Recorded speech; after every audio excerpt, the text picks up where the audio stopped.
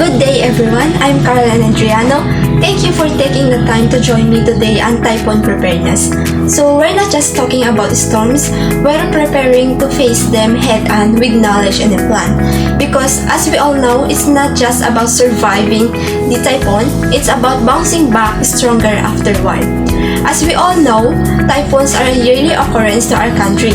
These powerful typhoons can cause a significant damage to our property and lives, but by being prepared, we can minimize the risk and ensure our safety.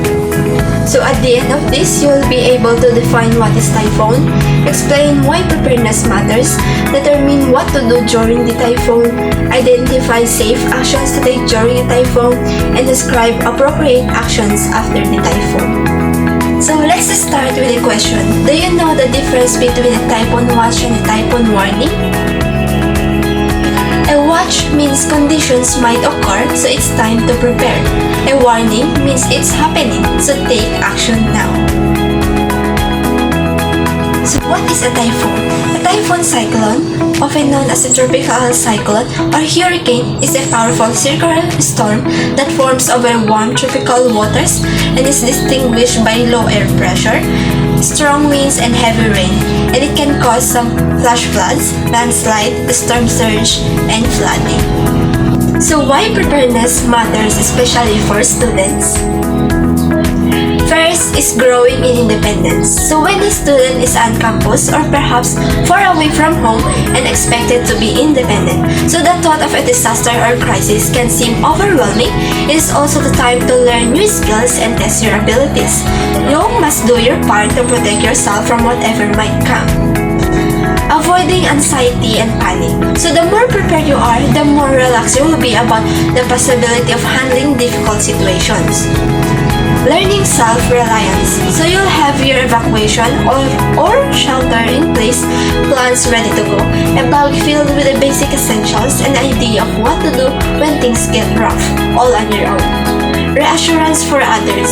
So being fully prepared for any eventuality is certainly comforting for you, but it's also a source of relief for your friends and family, especially those who live far away from you. What to do before, during, and after the typhoon. Before the typhoon, sa taong ito nakaranas tayo ng sunod-sunod na bagyo, therefore being prepared before a typhoon strikes is crucial for ensuring the safety and well-being of yourself and your loved ones. First, monitor the news. Monitor weather reports and don't ignore rainfall warning alerts you receive through text, especially from NDRRMC. Second, know the early warnings and evacuation plan. Evacuate immediately and calmly if there's an order from your local government unit or if you live near a body of water or mountain sites to avoid flash floods and landslides. Third, check the integrity of your house and repair weak parts. Check your home for anything that needs to be fixed or secured, such as the leaky roof or the trees that need to be trimmed. Prepare a go bag. An emergency go bag, also known as a survival kit, is a vital tool for surviving the aftermath of a typhoon. It should contain essential items like ready-to-eat food, bottled water, face mask, first aid kit, flashlight, battery-operated radio, extra clothes, and important documents. Put livestock and pets in safe area.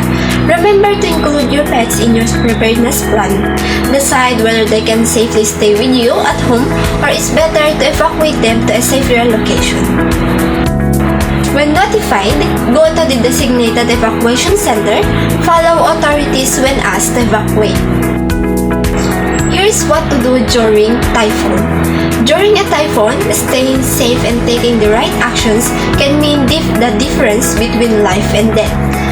So first, stay calm, stay indoors and tune in for the latest news and weather updates. Stay inside your house or evacuation center, keep calm and continue to listen to weather updates or advisories. Knowing the current situation can help you make informed decisions and stay safe during the typhoon. Second, turn off your main electrical switch and water valve. Turn off the main switch to your electricity and water to avoid accidents. Third, Conserve resources. With power outages, likely during a typhoon, conserve your phone's battery and use it only when necessary. If you have a solar powered, use them for lighting instead of relying on scarce flashlight batteries. 4. Stay away from glass windows. Keep away from windows, even if they are curtained, because they easily shatter with winds at high speed. What to do after typhoon? So after typhoon has passed, the risks and challenges may not be over yet. So it's essential to proceed with caution and take specific actions to ensure safety and recovery. First, listen to official updates. It helps you stay safe and informed. Keep your radio tuned for official updates on the weather conditions and post-typhoon advisories. Second, stay away from fallen trees, damaged structure, and power lines. Be on the lookout for broken electrical wires, fallen trees, and other damaged structures. Third, do not go sightseeing. After a typhoon, conditions can be dangerous due to debris, downed power lines, and potential flooding. Avoid unnecessary outings to minimize risk. Fourth, be cautious in checking and repairing. When inspecting damage, prioritize safety. Wear protective gear like gloves and boots. And be aware of potential hazards like structural damage and electrical risks. Fifth, check for wet or submerged electrical outlets and appliances. Water and electricity are a dangerous combination. Before using an electrical equipment, ensure it's dry and not damaged. Or consult an electrician if you have concerns. Lastly, communicate with loved ones. Try to establish communication with your family members and friends to ensure their safety and well-being. Inform them also of your situation and let them know that you are okay.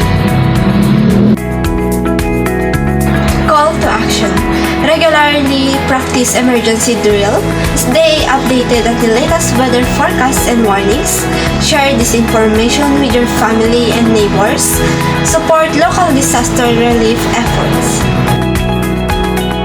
So as we conclude this training, remember that preparedness is power. Equipping ourselves with knowledge and skills, we're not just protecting ourselves but also strengthening our community. Now, it's your turn. Let's test your preparedness skills. It's time for the Build Your Emergency Kit Challenge.